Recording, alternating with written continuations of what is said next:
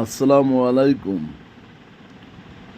আমাদের দেশের মানুষ খুব সুন্দর, তাদের চিন্তা ভাবনাও খুব সুন্দর।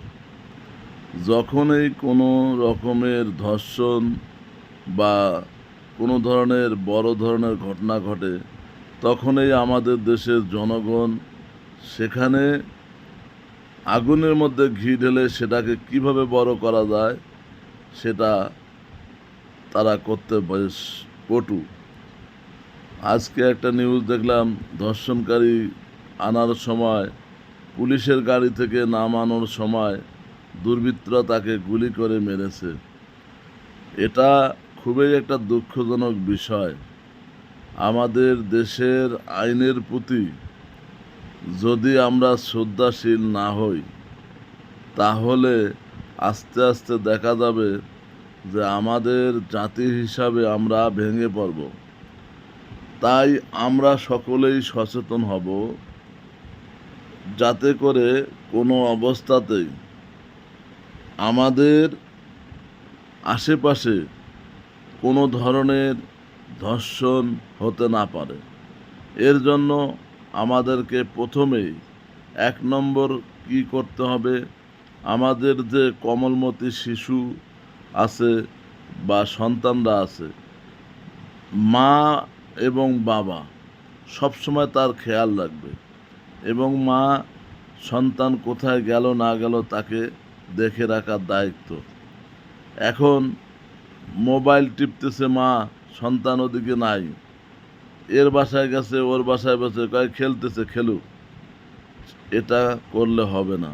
একটি ঘটনা সৃষ্টি করার আগেই তাকে তার প্রতিরোধ গড়ে তুলতে হবে।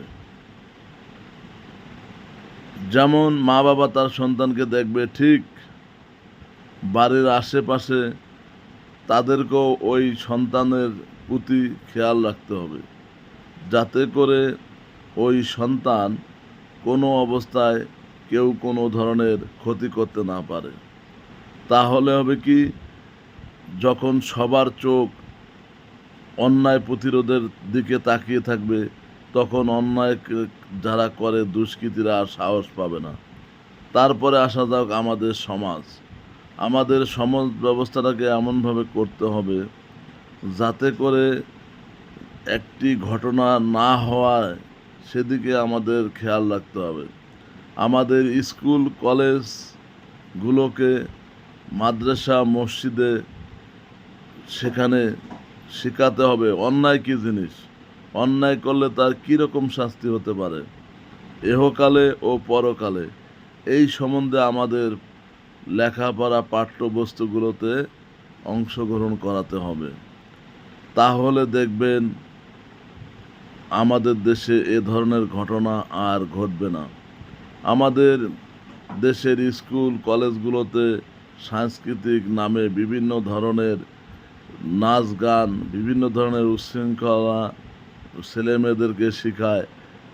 আমাদের বাংলা ব্যাকরণের ভাষাকে ব্যবহার না করে আজকালকার ছেলেমেয়েরা স্কুল কলেজে ডাকে মামা মামি। এগুলো কি খুবই দুঃখজনক বিষয়। আমাদের বাংলা ব্যাকরণকে সঠিকভাবে যদি মানা যাইত, বাংলা ব্যাকরণের ভাষা যদি সঠিকভাবে ব্যবহার হতো এবং বাংলা ব্যাকরণের আইন যদি থাকতো, কোরআন শরীফের আইন থাকতো, তাহলে এই সব ঘটনা হতো না। ভালো থাকবেন, ভালো রাখবেন। আল্লাহ হাফেজ।